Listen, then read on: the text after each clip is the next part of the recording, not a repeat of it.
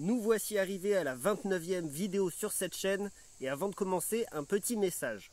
Alors vous le savez, toutes les 10 vidéos, je fais un barbecue dans la forêt, une vidéo plus cool en principe dans laquelle je discute simplement et j'en profite pour manger, pour boire un coup, au calme et de façon détendue pour fêter les 10 vidéos qui viennent de passer. Pour cette 30e vidéo à venir, qui arrivera très certainement après le 8 juillet quand même, parce que je vais partir quelque temps en vacances. Pour cette 30e vidéo prévue, donc, toujours un barbecue, mais ça sera un petit peu particulier, parce que vous verrez, ça sera très original je pense. Je vous prévois une super vidéo très sympa et très marrante sans doute. Et d'ailleurs pour cette 30e vidéo à venir, je répondrai si vous le souhaitez à vos questions. Ou alors j'aborderai, si vous le souhaitez aussi, certains sujets qui peuvent vous intéresser, certains points dont vous aimeriez entendre parler. Donc n'hésitez pas à me mettre en commentaire de cette vidéo ou à m'envoyer sur Instagram vos questions. Et puis je lirai tout ça à la 30e vidéo et je vous répondrai dans cette 30e vidéo. Donc voilà, pour l'instant c'est pas la 30e vidéo qui compte, c'est la 29e vidéo. Si vous avez suivi les dernières vidéos, vous savez ce qu'on va faire aujourd'hui. Et j'attendais ça avec impatience, le retour du bushcraft. Je vous souhaite à tous une bonne vidéo. Allez, salut!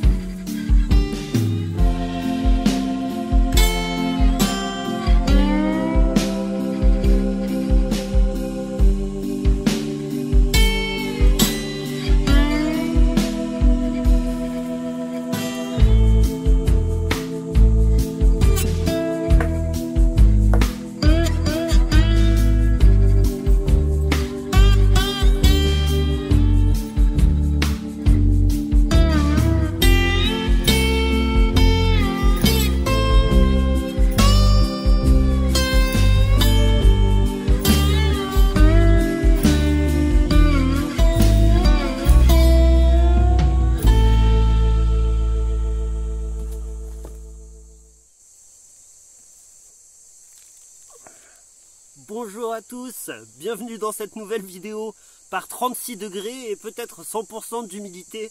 Ça va être incroyable et ça va être horrible pour moi surtout. Alors bien entendu, j'espère que vous allez bien. Pour cette nouvelle vidéo, on va parler effectivement bushcraft. ça sera la suite, entre guillemets, de la vidéo quelques rudiments de bushcraft numéro 1. On va voir aujourd'hui quelques autres rudiments de bushcraft. Alors je le rappelle, cette vidéo s'adresse surtout à des profanes, à des amateurs en bushcraft, en survie dans la nature, tout ça. Donc c'est vraiment des fondements de base qu'on va voir, mais qui sont toutefois très utiles pour évoluer, pour avancer, et même à utiliser au quotidien, qu'on soit amateur ou non. Alors par avance, vous m'excuserez ma tenue, mais je vous jure, il fait tellement chaud que c'est soit ça, soit pas de vidéo. Donc je vais pas pouvoir, voilà.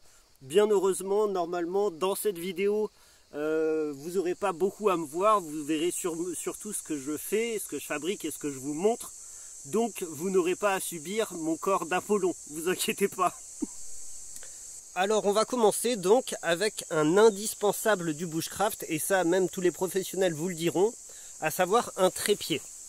Alors un trépied, ça paraît très con comme ça, peut-être qu'on peut se dire que même sans être formé ou habitué à faire du bushcraft, on y penserait de soi-même. Et bien pas forcément, et malgré tout c'est une des premières choses qu'on apprend à faire un trépied dans le bushcraft, et c'est une des choses qu'on réutilisera pratiquement le plus souvent. Pourquoi? Parce qu'un trépied, ça va non seulement vous servir, on va le voir aujourd'hui, à fabriquer certains types de meubles, mais un trépied aussi, vous allez en créer pour, par exemple, mettre votre canne à pêche et poser votre canne à pêche le temps que vous alliez faire autre chose ailleurs. Un trépied aussi, ça peut servir lorsque vous avez un foyer en dessous, un feu en dessous. Si vous avez quelque chose de solide ici, comme ici, regardez, là j'ai une vieille chaîne là, que j'ai récupérée le long de la rivière. Hop, avec un trépied ici, vous pouvez faire pendre une marmite au-dessus de votre foyer, mais aussi et surtout, les trépieds, ça peut servir à se faire un abri un petit peu moins sommaire que celui qu'on a vu dans le premier épisode de quelques rudiments de bushcraft. J'avais vraiment fait un abri très sommaire. Avec des trépieds comme ça, vous pouvez faire un abri un peu plus sympa, un peu plus cossu, et un petit peu plus confortable. Mais, ce qu'on va faire aujourd'hui, c'est un peu différent. On va faire un meuble. Alors, un meuble, à savoir un fauteuil bushcraft. Bah ouais, parce que le bushcraft, on va surtout faire de la survie et de l'utile, mais avoir un petit peu de confort, ça peut faire du bien au moral aussi. Alors, au lieu de s'asseoir bêtement par terre, ou sur une branche, ou sur un caillou, on va essayer de se faire un fauteuil un peu sympa. Et pour ça, il va vous falloir, vous avez vu donc dans l'intro la partie musicale un petit peu, vous m'avez vu récupérer ces branches là, ces grands troncs. Alors c'est pareil, c'est des troncs qui avaient été sectionnés et qui avaient été emportés par la rivière après les dernières crues. Alors je ne sais pas si vous me suivez sur Instagram, si vous me suivez, vous savez que je fais souvent des petites vidéos sur Instagram, et j'expliquais qu'après chaque crue, après chaque pluie importante, je longeais la rivière pour trouver des choses, et je trouve toujours plein de choses intéressantes, quoi. Et ça, bah, ma foi, il y a un pauvre monsieur qui avait dû couper ses troncs pour s'en servir, et la rivière me les a amenés à moi. Bon, tant pis, on va s'en servir, ils n'auront pas servi à rien, ils n'auront pas été coupés pour rien. Donc, je vous disais, pour faire un trépied, très simple, pour faire un trépied en tout cas, pour un fauteuil, parce qu'après, si c'est pour votre canne à pêche, si c'est pour autre chose, il faudra réadapter les tailles. Pour ce fauteuil, donc, reconcentrons-nous, il va vous falloir comme ça 3 rondins, 3 troncs comme ça, relativement costauds, vous voyez, ils font une dizaine de centimètres d'épaisseur, 3 troncs comme ça, de votre taille. Moi je vais prendre ma taille, c'est simple, moi il faut à peu près 1m65, 1m70 dans ces eaux-là, et vous allez les attacher avec une corde solide. Ça c'est très important, parce que sinon vous allez simplement vous péter la gueule. Avec une corde solide, moi j'utilise ceci, de la corde à bestiaux. J'en ai toujours sur moi parce que c'est très très pratique, la corde à bestiaux. Et je vais hop, laisser dépasser, on va dire 1 mètre de fil pour la suite. Voilà. Donc 3 rondins comme ça, attachés solidement. Alors le plus pratique pour les attacher, c'est pas simplement de placer vos troncs et après de mettre le fil, c'est de les attacher un petit peu au sol. Après de les disposer comme ça en trépied et de finir de les attacher solidement. Et là vous avez déjà votre base pour votre fauteuil. Bien, ensuite voilà, il vous faut une vieille couverture ou un vieux drap comme ça. Alors vous voyez, il faut trouver un truc quand même assez solide. Nous voilà, avec ma femme, on utilisait ce vieux couvre-lit là, ou je sais pas quoi, pour faire la peinture, pour protéger le sol quand on faisait la peinture. Donc je sais que ça craint rien. Et une branche, alors regardez, il faut que la branche en fait, elle puisse être suffisamment longue sur votre trépied, ici, au niveau de l'assise du trépied. Alors le trépied, voilà, vous voyez à peu près à quel niveau vous serez assis pour être confortable, sans vous prendre le haut du trépied dans la tronche. Et vous vous assurez que voilà, la branche dépasse bien ici, des deux côtés. Voilà, d'accord? Cette branche-là, vous allez la mettre ici au milieu du drap, comme ça. Regardez, tac, tac, voilà. Et vous allez tout simplement rabattre le drap comme ça. Tac. Vous voyez, ici, rabattu comme ça. Voilà, je vous montre ça. D'accord? Vous allez faire comme ça. Ensuite, prochaine partie sur le trépied. Voilà, maintenant il ne reste plus qu'à vous saisir d'une pierre. Alors trouvez une pierre à peu près de la taille du poing, d'accord? Vous allez refermer la partie du drap qui est sur la pierre, donc la partie du drap qui est opposée à la branche, ok? Refermer comme ça, de façon à ce que la pierre, en fait, vous puissiez, regardez, vous puissiez la saisir comme ça dans la main, ok? Et cette pierre dans la main, vous allez ensuite l'attacher au bout de la corde qui tenait le trépied et que vous avez laissé dépasser. D'accord? Vous allez l'attacher ici et je vais vous montrer après comment resserrer le drap pour qu'il soit à bonne hauteur et qu'après vous ayez ici votre fauteuil. Voilà, regardez, là je l'ai attaché ici.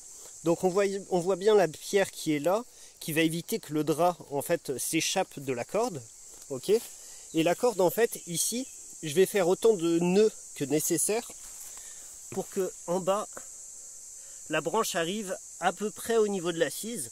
Essayez de voir un petit peu à la rigueur en dessous, de façon à ce que quand vous allez vous asseoir, hop, ça remonte un petit peu comme ça. Et regardez, voilà, ça crée le creux pour s'asseoir. Voilà. Et voilà, maintenant qu'on est bien assis, il s'agirait peut-être de penser à manger. Mais vu qu'on est des sauvages, on a pensé au confort avant de penser à faire le foyer. Et ça, le foyer, c'est une très bonne question. Alors, admettons, disons que cette fois, c'est moi qui vous ai induit en erreur. C'est moi qui vous ai fait penser au confort avant de penser au foyer. Mais là, la nuit tombe, il va falloir faire un foyer efficace qui puisse vous réchauffer si cette nuit fait froid et qui puisse aussi être suffisamment performant pour que vous fassiez que votre viande, vos légumes, peu importe ce que vous mangez. Donc un feu qui chauffe fort, qui chauffe bien et qui est facile à faire relativement rapidement. Alors ça, la question du foyer, la question du feu, c'est encore un sujet épineux parce que c'est un sujet qui divise.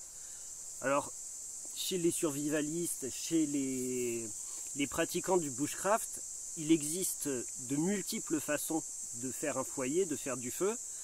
Beaucoup vous diront, mais non, il faut faire la bûche scandinave avec le trou qui chauffe lentement, tout ça. Bon, c'est très compliqué à faire en vérité, et puis ça nécessite, enfin c'est pas compliqué à faire, mais ça nécessite quand même des outils particuliers et des manipulations particulières.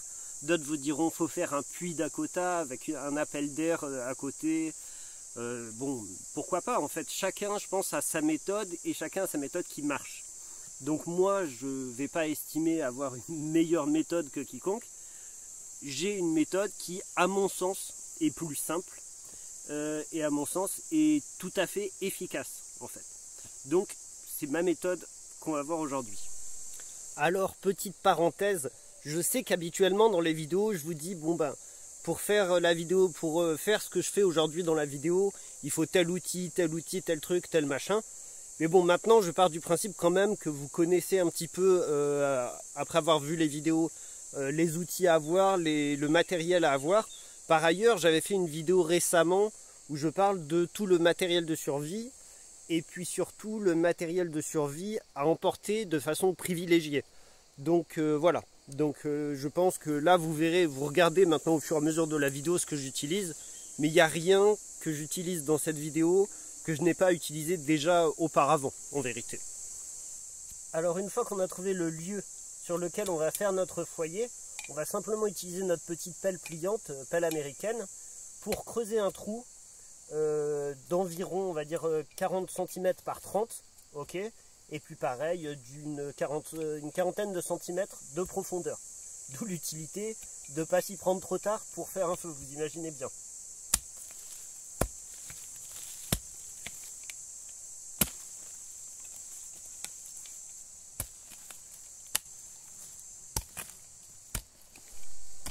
Bon voilà, alors je viens de creuser le trou, c'est suffisamment profond. Bon, bah, j'y mettrai pas le feu de toute façon parce que je viens de voir qu'il y avait la galerie d'un animal ici, vous voyez. Hop, je sais pas si je peux vous la montrer davantage. Tac, voilà. Donc on va pas le déranger et surtout je compte pas faire du feu en ce moment parce que il commence à faire très chaud et c'est dangereux. Et c'est justement à ça que je voulais en venir aussi. Pourquoi je choisis de faire le feu de cette façon, vous verrez, c'est surtout aussi parce que c'est une garantie de sécurité. Ça, vous verrez la technique qu'on va utiliser, en fait on va placer des pierres, hein, et ça va éviter qu'il y ait une trop grande déperdition d'une part de chaleur, mais surtout d'étincelles. Et ça va éviter trop d'étincelles de volter, quoi. Enfin bref. Donc là le trou est prêt. Qu'est-ce que je vais faire en fait? Je vais tout simplement mettre au fond du trou comme ça. Je sais pas si j'ai creusé suffisamment. Ouais. Je vais mettre au fond du trou comme ça une pierre. Et ça va être très efficace parce que cette pierre, une fois que je vais faire chauffer dessus, que je vais faire des braises et tout ça, la pierre va chauffer. Et il y aura double utilité. Elle va renvoyer encore plus de chaleur. Et surtout, si je m'endors, si je m'en vais, que je dois revenir plus tard, le fait que la pierre soit chaude, elle va conserver plus facilement les braises du foyer. Voilà. Donc un trou comme ça, bon là j'ai fait une trentaine de centimètres, 30-40 cm, là j'ai fait une trentaine, c'est suffisant. D'une trentaine de centimètres, et au fond vous mettez une pierre. Alors moi j'ai la chance d'avoir dans le coin, vous voyez, des pierres plates comme ça. Mais sinon vous mettez plein de petites pierres. Vous tapissez le fond de pierre, quoi. Alors ensuite, on va se saisir, si vous en avez comme moi, donc de grandes pierres comme ceci, hein, des grandes pierres plates. Si vous n'en avez pas, bah, vous utilisez des petites pierres, vous allez faire un monticule tout autour, mais relativement haut. Et l'idée, regardez, c'est qu'en fait, la pierre soit un peu inclinée vers l'intérieur, d'accord? Parce que si la pierre est inclinée un peu vers l'intérieur, d'une part, comme je vous disais, ça évitera à beaucoup d'étincelles de s'en aller et de risquer de créer des incendies. Et en plus, ça chauffera et ça renverra beaucoup plus facilement la chaleur. Alors si vous avez ni grosse pierre ni petite pierre, on voit parfois le fait de créer un mur, un espèce de paravent en bois avec plusieurs branches, plusieurs troncs. Bon, ça fonctionne, mais c'est laborieux à faire, il faut couper des arbres et tout ça. L'idée, c'est quand même plus facile, c'est vrai, quand on a des pierres, voilà. Mais bon, on a fréquemment des pierres à côté, rarement des comme ça. Là, c'est vrai que c'est une chance que j'ai. Mais voilà, alors vous les placez bien en inclinant, je vais faire ça et puis après je vous montre le résultat. Voilà, alors là regardez, donc on a bien notre pierre au fond. Ici j'ai rajouté, vous voyez, des pierres tout autour. Alors il y a 3 pierres qui sont inclinées comme ça. Ok. Donc en fait la chaleur est vraiment contenue là, et vu que c'est incliné, la chaleur sera renvoyée ici. Alors l'idéal ici, non loin, c'est que ça soit l'endroit où vous dormez, où vous allez vous réchauffer en tout cas. Ah, ça y est. Ça commence à se barrer. Ça c'est vraiment... voilà. Bon, je vais vous expliquer pourquoi ça se barrait la pierre. Parce qu'on n'a pas fini. Alors la terre que vous avez sortie du trou, ok, la terre que vous avez sortie du trou, vous allez en fait la réunir comme ça pour combler. Regardez ici, il y a quelques ouvertures. Et vous allez vous en servir en fait comme d'un ciment pour combler les ouvertures. Et pour stabiliser les pierres, mais aussi pour renforcer l'effet de rayonnance de la chaleur des pierres. Parce que s'il y a de la terre pareille ici, la chaleur sera plus facilement renvoyée du côté où il n'y a pas de terre, donc de votre côté. Dernière utilité à ce truc, c'est que en plus, vous voyez ici là, sur le haut, vous pouvez poser tout simplement votre grille, ok. Et si vous avez peur au moment de vous endormir qu'il y ait des braises qui s'en aillent, vous allez reposer dessus, si vous en avez une grande comme ça, une grande pierre. Ok? Donc le foyer sera fermé et toute la chaleur sera diffusée dans votre direction, sans risque qu'il y ait des braises qui s'échappent. Voilà. Alors c'est assez facile à mettre en place. Certes, il faut des pierres, c'est la seule problématique. Et en vérité, vous avez vu, il m'a fallu quoi, peut-être 10 minutes, un quart d'heure tout compris, on va dire. Alors, disons 20 minutes en allant chercher les pierres. On imagine qu'on va chercher les pierres. 20 minutes et voilà. Et je sais qu'il y a d'autres façons de faire des foyers, mais perso, moi c'est ma préférée. C'est celle qui renvoie le plus de chaleur et c'est la plus sécurisée. Parce que c'est vrai qu'il faut vraiment penser à ça aujourd'hui, à la sécurité quand on fait du feu, parce que vous savez qu'on enchaîne les périodes de canicule, de sécheresse, tout ça. Donc maintenant on est obligé de prendre ça en compte quand on fait du feu dans un environnement naturel, quoi. Voilà pour ce qui est de la création du foyer, moi ça me semble assez efficace. Alors je réinsiste à nouveau sur la sécurité. Je sais que ça fait un peu la morale à chaque fois qu'il faut sortir. En plus je suis pas moralisateur, je déteste la morale. Enfin, je déteste le fait de recevoir ou de faire la morale, vous le savez. Mais quand même voilà quoi. Chaque année il y a des forêts qui crament et ça fait chier quoi. Donc soyez vigilants là-dessus et si vraiment vous n'avez pas l'utilité extrême de faire du feu, n'en faites pas. Là par exemple je vous parlais de la 30e vidéo à venir. C'est vrai que toutes les 10 vidéos je fais un barbecue, mais si je vais dans une forêt et que je sens pour cette 30e vidéo que ça peut craindre, bah, ça sera un pique-nique plus qu'un barbecue quoi. Mais c'est pas grave, ça changera rien au concept de la vidéo qui sera, vous le verrez, très sympa. Pour cette vidéo bushcraft actuellement là, je voulais faire un autre truc, apprendre un autre truc en fait, vous montrer un autre truc. Mais en fait c'était con et je vais me crever un œil. Mais non, mais parce qu'en fait je me disais quel est mon pire ennemi dans la forêt. Qu'est-ce qui m'emmerde le plus dans la forêt? Et ben franchement bon c'est pas les insectes, c'est pas les branches, c'est rien, c'est les ronces quoi. Et les ronces c'est vraiment l'enfer parce que on peut pas y couper si on veut traverser hors sentier et tout ça. Regardez on se fait mal de partout là partout et tous les jours et c'est chiant. Et j'essayais de créer un truc anti-ronces qui serait une espèce, vous savez comme les lames qu'on met à l'avant des 4x4 ou des véhicules là pour repousser la neige, et j'avais essayé de faire un truc comme ça avec des bambous, mais c'était de la merde. Enfin bon voilà. Enfin bref, tout ça pour dire que j'en appelle à vos connaissances. Est-ce que vous connaissez un moyen efficace d'esquiver les ronces ou de repousser les ronces hors sentier vraiment, hein, je veux dire, hein, vraiment, parce que je vous explique. Derrière moi, par là-bas, il y a la falaise. Je vous avais montré une fois la falaise.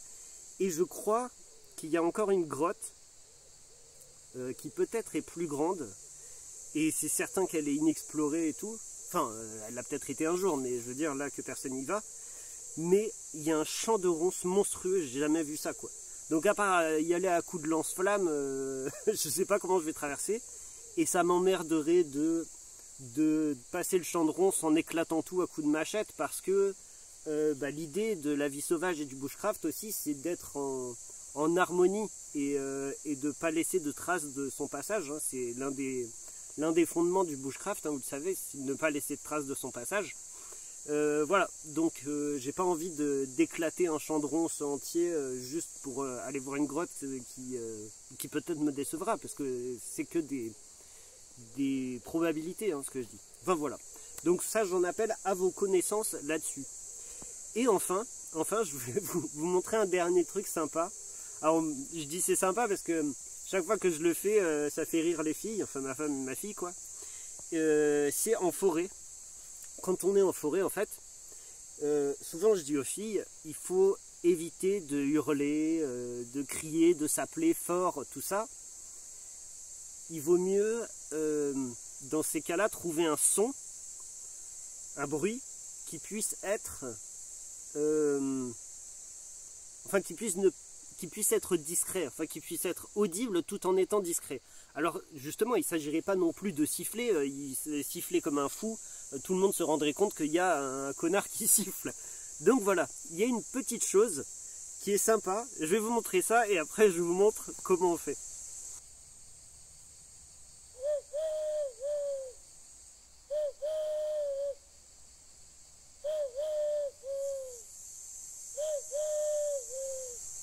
Alors ce son qui est difficile à nommer, je ne sais pas, il n'a pas de nom, mais que j'utilise parfois quand on est justement avec les filles dans la forêt, ça nous permet de nous appeler sans que quelqu'un qui passerait potentiellement ne sache que c'est forcément nous, parce que c'est un nom qui parle plus d'un registre finalement animalier.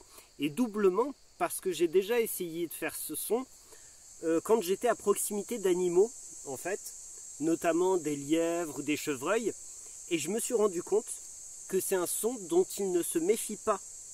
Peut-être parce que justement ça leur rappelle les oiseaux, et donc ils disent que c'est pas grave. Donc ce son, voilà, plusieurs utilités. Alors comment le faire? Il va falloir en fait regarder. Il va falloir avec vos mains faire une cavité comme ça, complètement fermée. Voilà, vos doigts ça doit être complètement fermé, et rapprocher vos deux doigts ici, comme ceci, vos deux pouces comme ceci, ok, et comme il y en a qui sifflent, je crois, comme ça, ici, et en fait vous allez souffler, vous, à ce niveau-là, hop, c'est-à-dire que la jointure ici, du pouce, là, sera entre vos deux lèvres, d'accord? Vous allez souffler ici, tac, et laisser quand même un petit filet d'air en dessous de votre lèvre inférieure ressortir, ok? Comme ceci. Il est très important que vos mains soient bien fermées pour créer finalement une caisse de résonance. Et ça peut paraître con comme truc, mais je vous dis, c'est vraiment l'idéal du cri, enfin du son à utiliser en forêt quand vous êtes plusieurs ou que vous voulez appeler quelqu'un, parce que ça reste voilà, discret et très audible.